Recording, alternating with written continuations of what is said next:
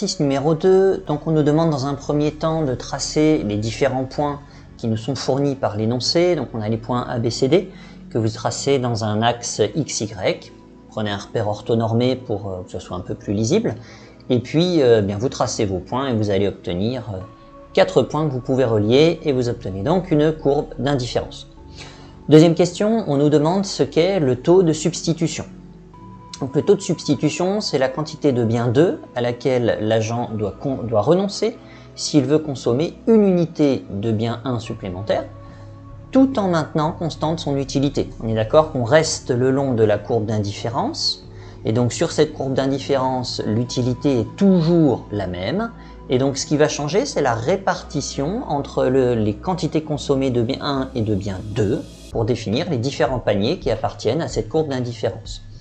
Et donc, le taux de substitution mesure la quantité d'un des deux biens à laquelle je dois renoncer pour augmenter ma consommation de l'autre bien, tout en restant sur la même courbe d'utilité.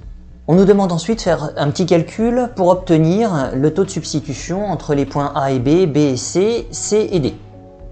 Alors, en fait, ce calcul, donc, eh bien, il est sous vos yeux, et en fait, ce qu'il va chercher à mettre en évidence, c'est que au fur et à mesure où on va avancer vers la droite dans notre courbe d'indifférence, eh bien, on va avoir un taux de substitution qui diminue.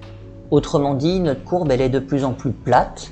La quantité de bien 1 à laquelle je dois renoncer pour obtenir une unité supplémentaire de bien 2 est de plus en plus grande. D'accord?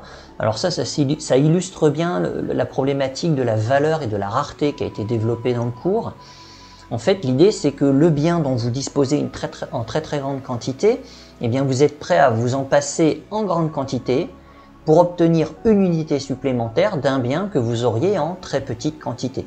La rareté du bien numéro 2 va vous inciter à être d'accord pour renoncer à une grosse quantité du bien 1 pour avoir une petite quantité du bien 2 en plus. On a donc bien décroissance du taux de substitution au long de notre courbe d'indifférence.